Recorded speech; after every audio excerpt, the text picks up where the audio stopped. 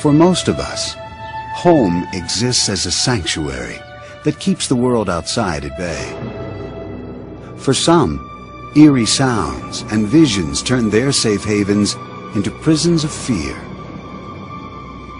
They believe that ghosts are living out a curse to inhabit their homes, forcing them to confront the haunting terror of the unexplained.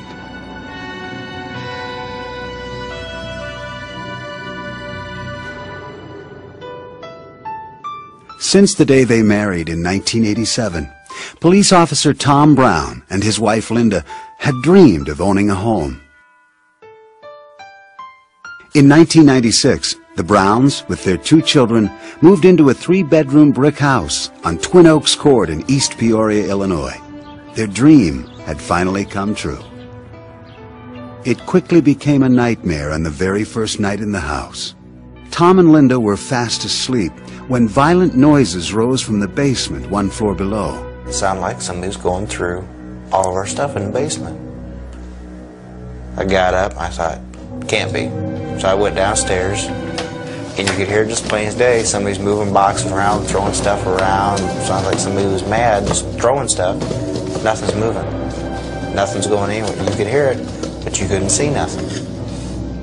Convinced that the stress of the move had been too much, Tom and Linda dismissed the incident until the terrifying sounds returned the following evening. This time, even louder.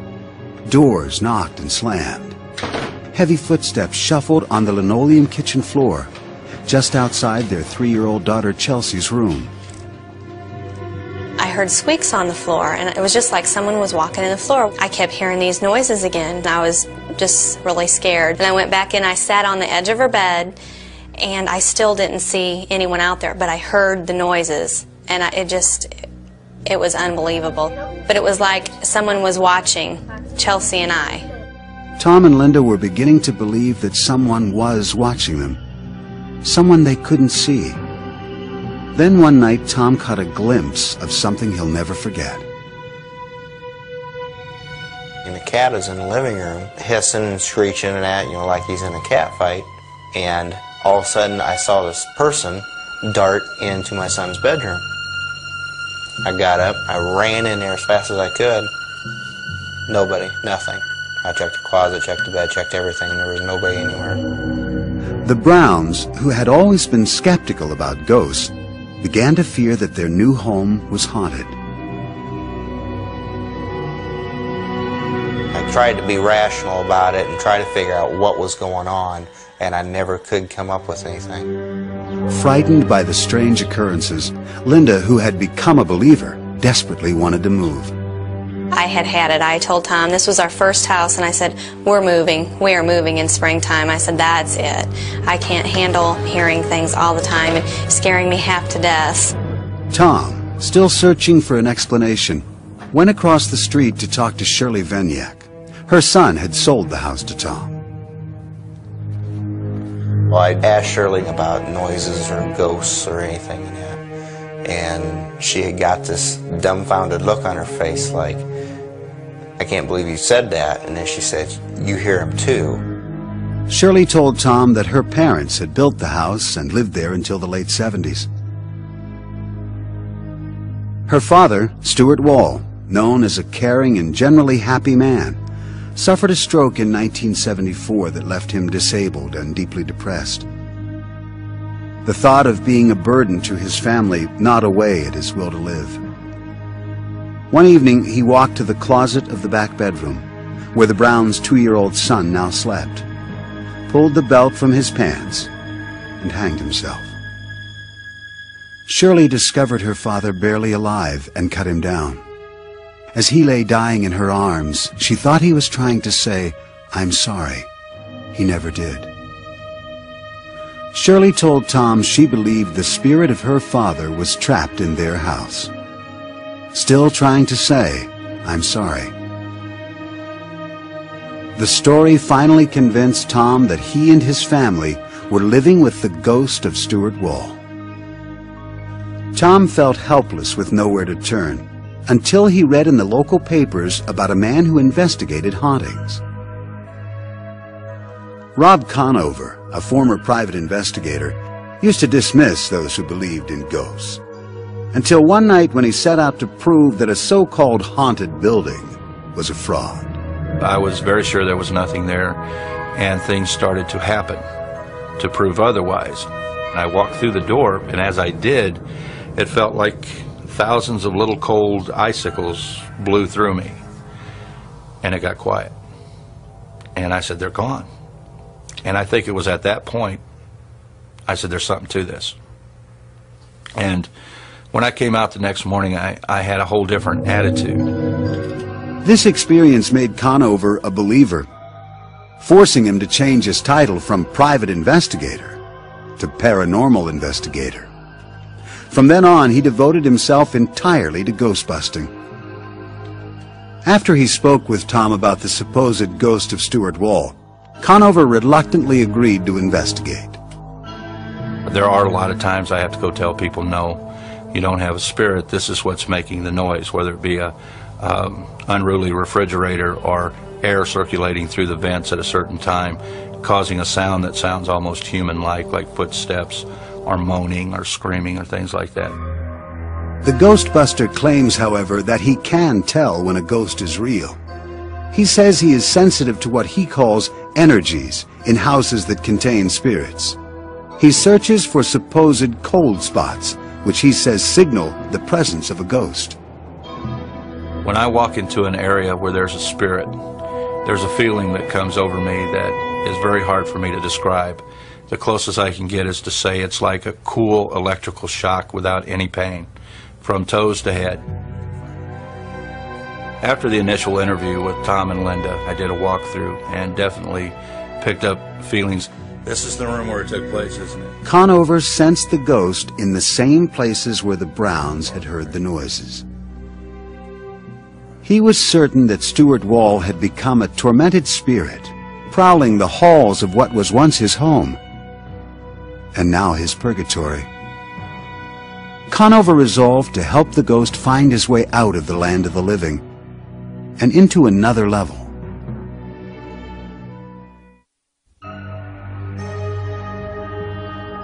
Paranormal investigator Rob Conover arrived at the Browns' house armed with equipment to do battle with the ghost of Stuart Wall. 20 years before, Wall had committed suicide in the back bedroom. Conover believes that his tormented spirit now prowled its halls, and he was confident that he could coax this troubled spirit through the light, his term for moving ghosts from this world to the next. When we pass away, we're all confronted with the light. And for us to stay on this side and not go through the light, the reasons for that are because we're attached to a person, place, or object on this side that we feel we have to protect or be with. Conover and his assistant began to walk through the house looking for Stuart's presence. Tom Brown, the owner of the home, and Shirley Vaniak, Stuart's daughter, followed closely behind them. I felt Stuart's presence.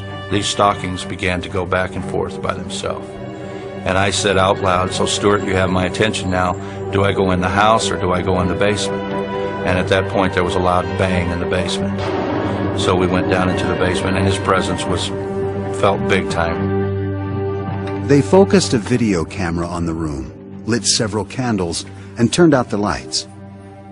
With a Bible in his hand, Rob called out to the spirit, asking it to show itself to Tom and Shirley. Stuart, I know you're down here.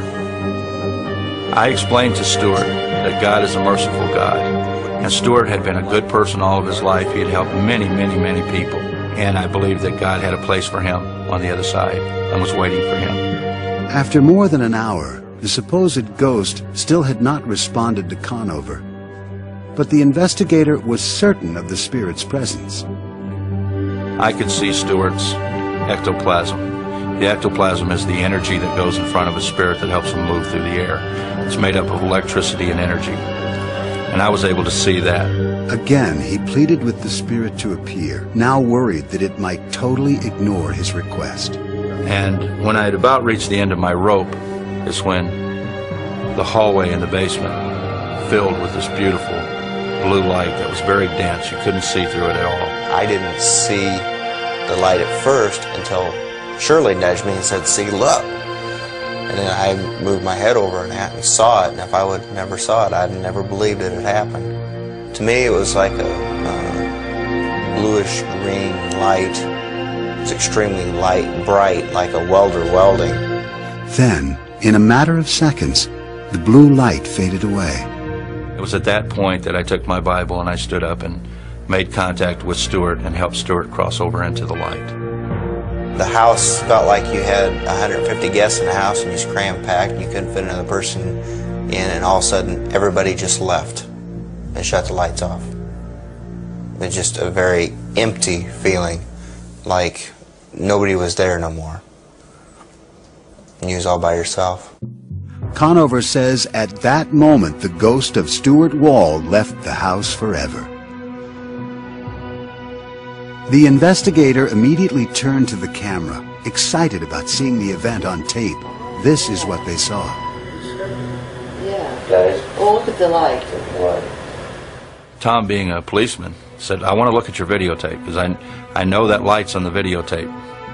We put the videotape in, you heard our conversation, but there was no light on the videotape.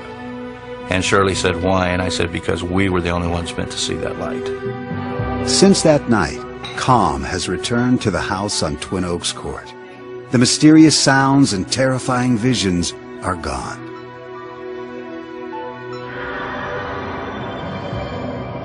Did the ghost of Stuart Wall pace the floors of this house? Was that spirit finally ushered to another world during this ritual? Skeptics say emphatically that ghosts do not exist, and that logical reasoning can explain all anomalies linked to spirits. Professor of psychology Terence Hines believes the Browns' ghost is a figment of their imagination. When you go into any new house, new to you, there are going to be strange sounds and events that you're not familiar with. And so if you go in thinking, "My God, somebody committed suicide in Johnny's room," and you hear something odd, it's very easy to think, "Wow, maybe that was a ghost." It was particularly easy for Linda Brown, who had grown up next door to the Walls and was 6 years old when Stuart Wall committed suicide. As a child, she didn't know how he died, but as an adult, she learned the tragic truth. Hines thinks this must have contributed to Tom and Linda's conclusion that the strange sounds and visions were caused by a ghost. Hines says this is natural. The human mind is actually pre-programmed to enforce order onto strange experiences. The human brain is set up to create perceptions, especially when we're faced with kind of random nebulous stimuli. The brain frantically tries to wire them all together to make some coherent sense out of that. Believers in ghosts like parapsychologist Lloyd Auerbach disagree that the ghost of Stuart was purely a function of Tom and Linda's perception. He argues that when several witnesses are reporting the same or similar experiences, as happened in the Brown house, those witnesses must be taken seriously. It's a subjective experience experienced by many people across many years, which lends very much credibility to there being actually something there and that it wasn't just imagined by people. And that's what we look at, is how many people, how many witnesses there are, what kind of corroboration we get. Witness testimony in hauntings seems to be fairly consistent. Eyewitness testimony is unconvincing because you can get eyewitnesses who will swear on the proverbial stack of Bibles that they've seen things that we clearly know don't exist. For example, you can find, if you go back to the Middle Ages, you can find people who swear that they saw witches flying on broomsticks across the sky. And I have no doubt that they really think they saw that. Conover and the Browns are certain they saw a blue light. But Tom Flynn, a skeptic who has examined hauntings, says that if they did, it should have shown up on their videotape. Video cameras respond to the same spectrum of colors that the human eye does. So if you're pointing a video camera at something and you see a blue light, so should it. So I think it's very revealing that these three people report that they've had this experience, and yet their own videotape doesn't verify it. Flynn also says that several of Conover's claims that he feels a presence can move spirits through the light, and is able to see ectoplasm, are based on mythology, commonly used by those who believe in ghosts. One of the stock tricks that spirit mediums would do at their seances, starting about in the 1860s, was to produce ectoplasm. We know now that 19th century mediums were using sleight of hand tricks, but out of this came the tradition that this ectoplasm, this kind of semi-material stuff, existed that pertained to the ghosts. Believers say that Conover may be relying on terms from popular culture, but his ritual appeared to be effective. Since Conover's visit, the Browns are no longer plagued by mysterious noises and phantom footsteps. The Ghostbuster that came into Tom and Linda's house may have had some genuine ability to affect the environment. This one Ghostbuster did something. What he did worked. Professor Finuke encounters that the best way to eliminate imaginary ghosts is by using imaginary ghost busting. This is a psychological relief more than anything else. In other words, he said the things these people wished to have said. He did the things which seemed to be appropriate to what they wanted to see and hear. Was the apparition of Stuart Wall's ghost a shared vision or a shared illusion? Does the mind make the senses lie? Or do troubled spirits of the dead roam this earth? The answer depends on your belief in the supernatural. For some who say ghosts haunt their lives, relief comes when the spirit leaves or the victims depart. For others, no house can be a home. For these families, there is no respite and no escape.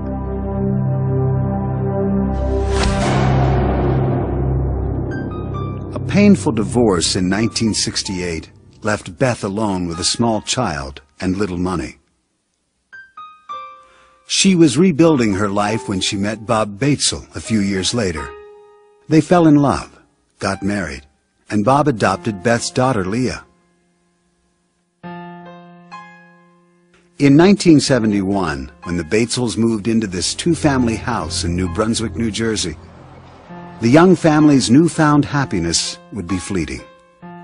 Strange events began happening in the house. At first, Bob and Beth dismissed the odd activity. Lamps swinging, doors opening and closing, objects appearing in the wrong places. Then they were forced to confront the terror trapped in the walls of their new home. The pungent smell of rotting flowers wafted throughout the rooms. Temperatures supposedly rose to sweltering levels for no apparent reason. They began to witness shocking sights. Knives, forks, and baby bottles darted about the house, making them fear for their lives. I felt very scared, unsafe, undermined. You didn't know what was coming next, and that's a very undermining feeling of never knowing that the ground or the rug is being pulled out from under you.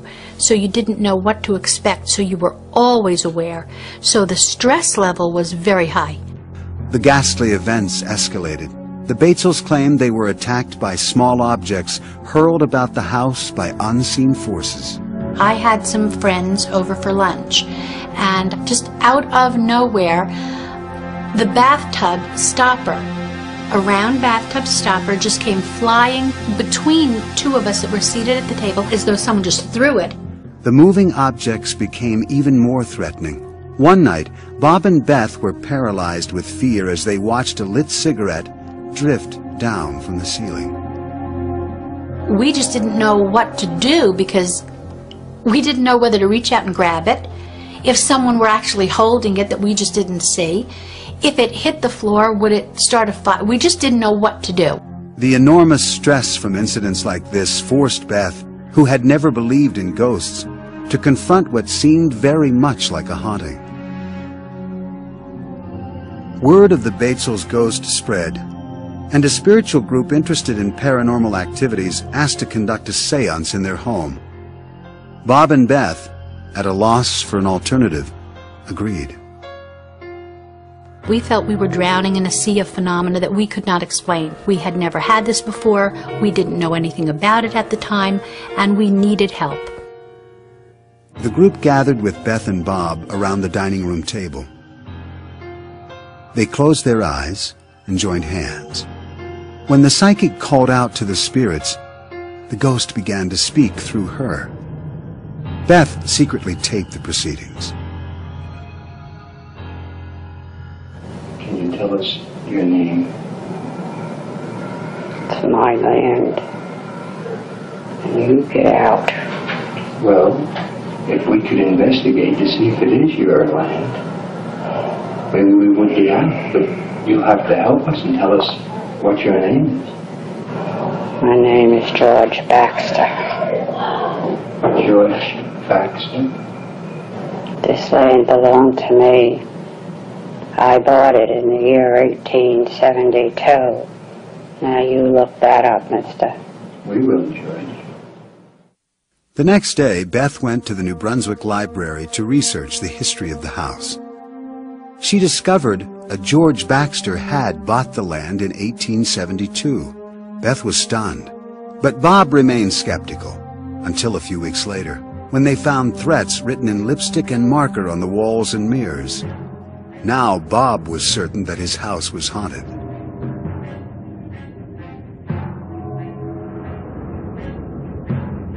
The angry ghost became brazen, scribbling harrowing messages to the family. What you see here are the actual notes that Bob claims were written by the ghost. As the alleged hauntings escalated, the Batesels could no longer keep their 8-year-old daughter safe from the ghost. I knew something was going on. You'd have to be an idiot not to know something was going on when on your 8th birthday you wake up in the morning and there are red crosses all over the walls and the words "Go Dead" written.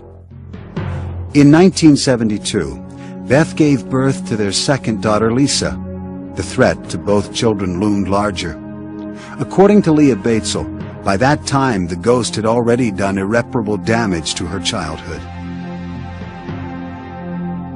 It is a hell house. It's the house from hell. As far as I'm concerned, that house destroyed what prior to moving in there was a normal 4-year-old girl. I hate that house. Beth grew to hate the house too. She knew her daughters were frightened, and she felt that she had no way to protect them. When you touch my child, that's the line.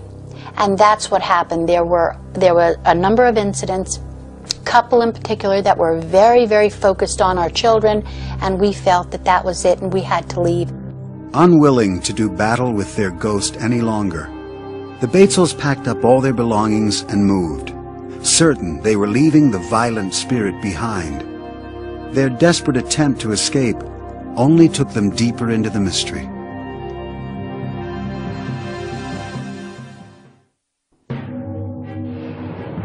Bob and Beth Batesel and their 2 young daughters fled their home in New Brunswick, New Jersey, believing they were escaping the terror of the ghost that haunted them there. For 4 years, the Batesels lived in this house, where they were harassed almost daily by ghostly threats. Now they were searching for a more peaceful abode. The Batesels moved to an apartment in Clinton, New Jersey. The persistent ghost followed, and only became more hostile. The Batesels claimed that an unseen force shoved Beth, Bob, and Leah down the stairs. They moved again. This time they moved further away, to Flemington, New Jersey. They had barely finished unpacking when one morning, to Beth's horror, she found a butcher knife impaled in the kitchen door frame. She knew then they had not eluded the vicious spirit. Once again, we moved into a new place, hoping that the phenomena was over and it would have stayed far behind us, and we could just pick up where we always were, trying to be a normal family. From 1971 to 1985, Bob and Beth moved 11 times. and their lives were anything but normal. We lost friends because we couldn't explain anything, and everybody was looking for an explanation. Everybody would blame us. It's happening to you, therefore, it's your fault. With no one to turn to, they united to battle their demons. They built their last house from the ground up in Lake Ariel, Pennsylvania, hoping the fresh start would finally eradicate the ghost. It didn't. The first weekend after moving into the Lake Ariel home, a ghost left the Batesels a most horrifying welcome.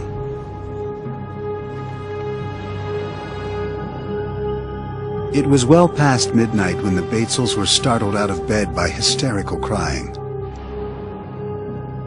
Rushing to their daughter's room, the Batesels found her terrified, screaming that her cat was hanging by its neck from the doorway with its eyes gouged out.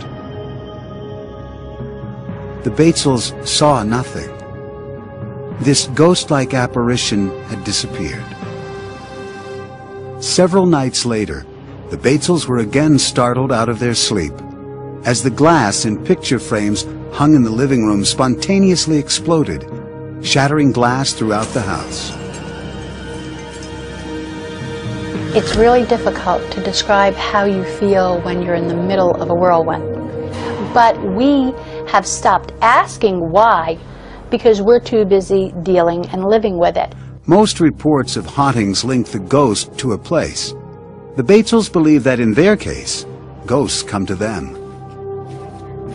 We have come to understand that there are hauntings which are attached to a particular place and remain. And then there are hauntings that seem to be the people. The people are haunted, not the place. So no matter where the people go, it doesn't matter, they will still be haunted. From everything that has been done and tested and what we've been told, I seem to have some kind of presence. I am some kind of magnet that seems to attract these spiritual things.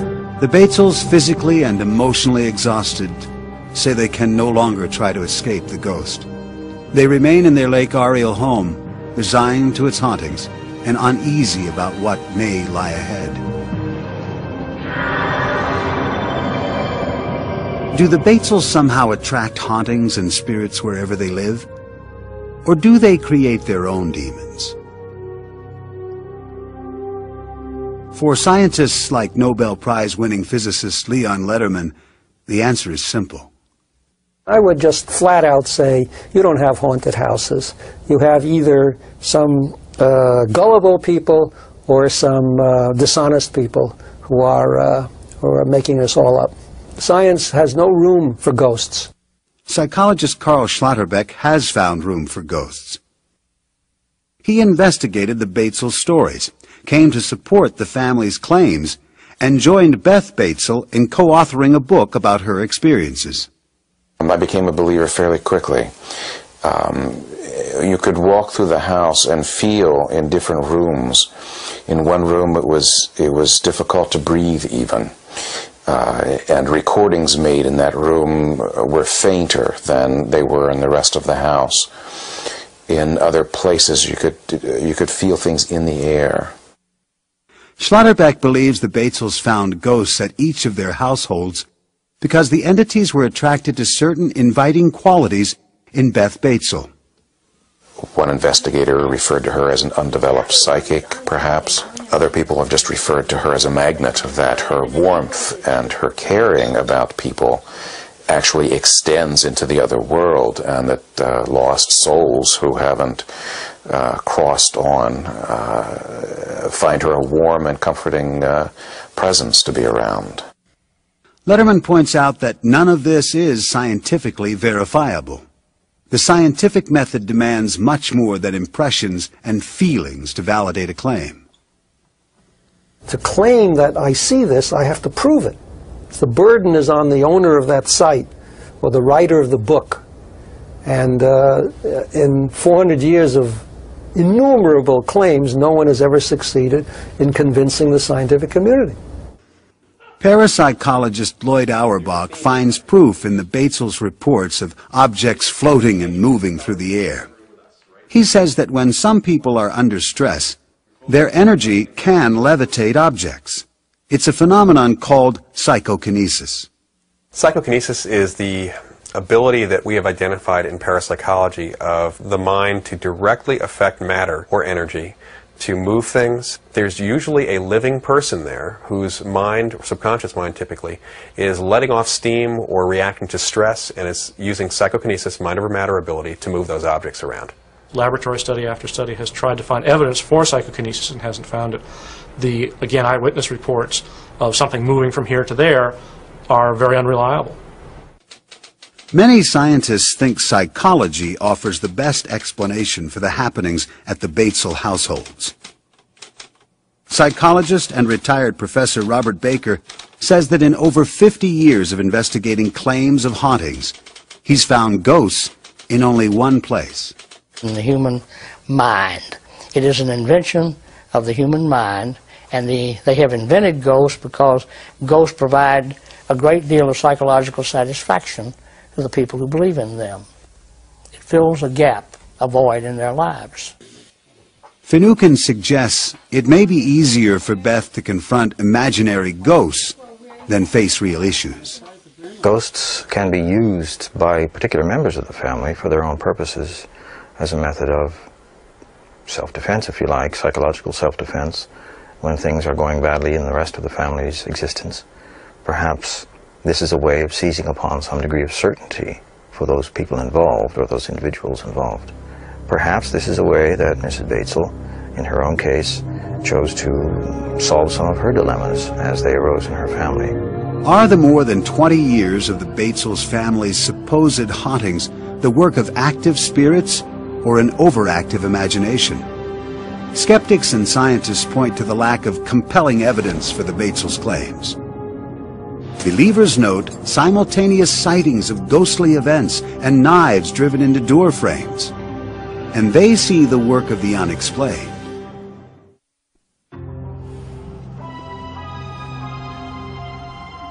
For centuries, Native American elders have passed down legends that tell of hidden places deep in the mountains of Colorado. For the spirits of the dead, these sites are sacred portals that provide passage in and out of this world to the next. For the living, these places are mysterious gateways that offer a glimpse of the unknown.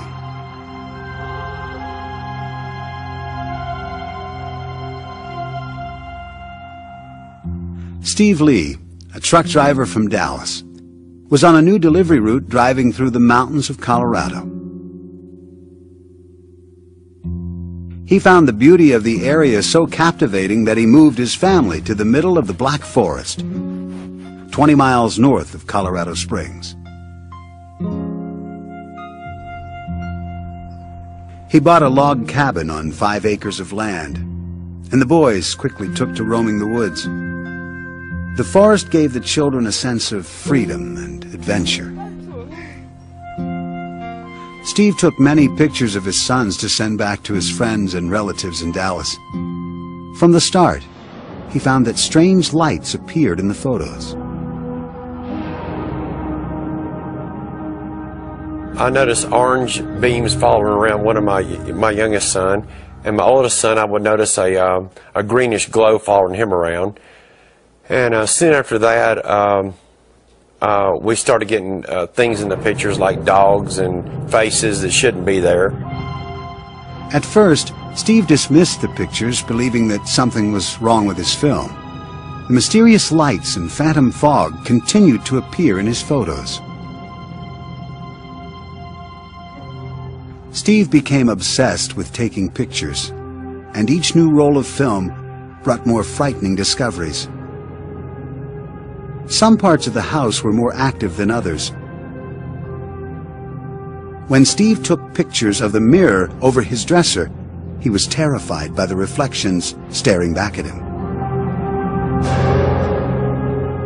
In my mirror, there seems to be faces that will appear in there, different people. It's not the same person. A face will appear in the mirror and it will dissipate, and then another one will appear and it will dissipate. Steve refused to believe he had ghosts. He installed security cameras around the house, hoping to find evidence that the lights and fog were man-made. The cameras didn't pick up anything unusual, but Steve continued to be haunted by images he could not understand. He decided to contact Bill Gibbons, an electronics specialist and an amateur investigator of the paranormal. Gibbons arrived with his own video camera. In the evening, he placed the camera in the woods outside the house. This is the actual videotape recorded that night, which revealed a mysterious array of lights. It was not like any type of lightning ball or croll discharge that I've seen. The radio tower will discharge a ball of energy and it'll shoot along a line. This energy did not follow any path. It almost looked as if it had a mind of its own. The investigator used a spectrometer to check the strength of electromagnetic and radio waves at the house to make sure they had not caused the lights. That could be caused by colliding microwave energy and radio energy just by the sheer location of the property and how the radio signals intersect each other. We found nothing there, nothing out of the ordinary. The investigator then used a compass to look for magnetic disturbances. In the far corner of the house, Gibbons found that the compass sometimes swirled uncontrollably, unable to settle on a position. Gibbons had worked with energy of all kinds. This kind had him mystified. He finally accepted the idea that Steve Lee's house was haunted. The amount of seemingly random energy and the number of faces in the mirror made him wonder if the log cabin might be sitting atop a spiritual passageway from this world to the next, a so-called portal of famous Hopi Indian legends. The Native American Indians have prophecies of rainbow winds, which is a dimensional portal that they can travel through. Portals and things like these have a significance as pathways and conduits that spirits travel through. Steve Lee still refused to believe that his home could be haunted, but the portal legend intrigued him. He contacted Dennis Houck, an investigator of haunted houses who knew about portals. Hopi Indians and people who believe that in the Black Forest area, which goes back quite a long way, that there is traditionally some type of portal that was open to the other side, and literally hundreds of spirits have gone through. Lee invited Houck to examine his home. The investigator arrived with an infrared camera, capable of revealing energy on film. It shows gradients of invisible energy as different colors. Houck took infrared pictures around the house and collected what he considered possible proof of a ghostly presence. We get all these types of energies when we take pictures on the Lee property. Then if we look at them, enlarge them, without enhancing them in any way, just enlarge them, there's pictures, faces, really, truly identifiable pictures of faces. These really are faces of entities or some type of energy forming. They're within these electromagnetic or infrared phenomena that we're picking up. The strange energy depicted on the infrared film surprised even Houck. Steve Lee still had no earthly explanation for the strange apparitions. The Lees still live in their cabin in the mountains, and they claim that their photographs still show the mystifying lights and the eerie faces. Traces of spirits traveling in and out of this world to the next.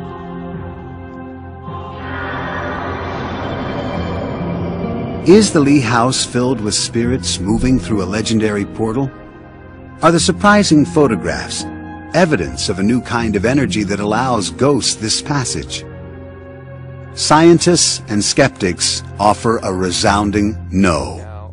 Tom Flynn, a photo expert, believes many of the anomalies on the photos have logical explanations. I've examined the Lee pictures, and I find far more evidence of common camera problems than of the supernatural. I think that most of these mysterious fogs are various items, including the camera's own strap, that stray very close to the camera, so close that they go out of focus, so close that they're blasted bright white by the on-camera flash. It also creates a lot of lens flare. And that's where you get the characteristic little round transparent circles that kind of glow whitish. Those who believe that this Colorado house may be sitting on top of a spiritual gateway say that Lee's photos may have captured the portal in action. I believe photographs can catch things. I've seen photographs that have cut other dimensions before at other places, and be it through a mirror or through some type of very, very fast-speed film, we see ghosts or have ghost apparitions in certain areas because the energies there allow that materialization to happen. Physicist Leon Letterman argues that if believers say there is an energy portal at the Lee house, then they must base their claims on accurate principles of science, not ghostly photographs. There are many, many unknowns in science, but there's a difference between a scientific unknown and a claim that there are sacred spots or haunted houses which can't be authenticated by science. They're just natural phenomena that are misinterpreted by people who desperately want to believe that and have no idea of how science works. Neuroscientist Dr. Michael Persinger does know how science works. He says that geophysics can explain the mysterious lights on Steve Lee's property. When you have geophysical forces focused, even small ones, little teeny ones from the point of view of geophysics, but when you focus them into a small space for a brief time, you can get tremendous magnetic fields generated. If that takes place, you can get fluorescent and light thresholds generated, very much like a will-o-wisp or electrostatic discharges. And if it's above the luminogenic threshold, you can photograph like any other kind of electrostatic phenomena. Persinger says that these strange anomalies in the Earth's natural electromagnetic field are found in many supposedly haunted sites. And sometimes they intersect with the brainwaves of people who live there, producing haunt-like feelings. It's a theory he has tested in his Sudbury, Ontario laboratory. Many of the kinds of patterns of fields that are generated in haunted areas that we have found are very complicated. Brief, transient fields, erratic shape.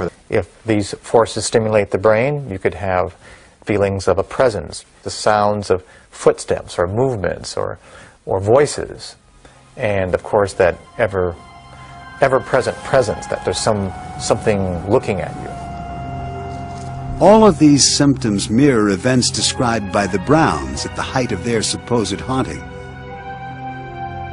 This might also explain why Beth Batesel is not able to escape the ghosts that have haunted her for more than 20 years. Certain highly creative people are more sensitive to these mysterious geophysical forces than others, a fact that for many believers justifies their claims of ghostly encounters. Even though people are sensitive, it does not mean that they're crazy. It surprises me the number of people that have come out of the woodwork to tell me about a light that they've seen in a dark room or a deceased relative that has come back to visit them. And so that this is a much more common phenomenon than we think, but people are hesitant to talk about it because of the implication of some kind of psychopathology. Some skeptics think that belief in ghosts persists even in the face of scientific skepticism because it stands as such a deeply held cultural belief. In a sense, ghosts are in people's heads, but in another sense, culturally and socially, they do exist for them, and indeed for many other people in that society. They are human constructs. So is music, so is poetry. I mean, we have to accept these things, these ghosts, all to be respected as creations of the human mind. Believers object to the idea that ghostly encounters are creations of the human mind. Rather, they insist that hauntings deserve respect because the restless spirits are real. When you come face to face with it, then you have to deal with it as reality, because when you're face to face with something, it is reality. From restless spirits to ghostly gateways, hauntings have the power to instill terror and fear in those who believe in them. Is the ghostly presence actually the work of our own creative minds? Or is it the labor of troubled spirits cursed to roam the earth? For those who have experienced a haunting presence, They know they are living on the threshold to the unexplained.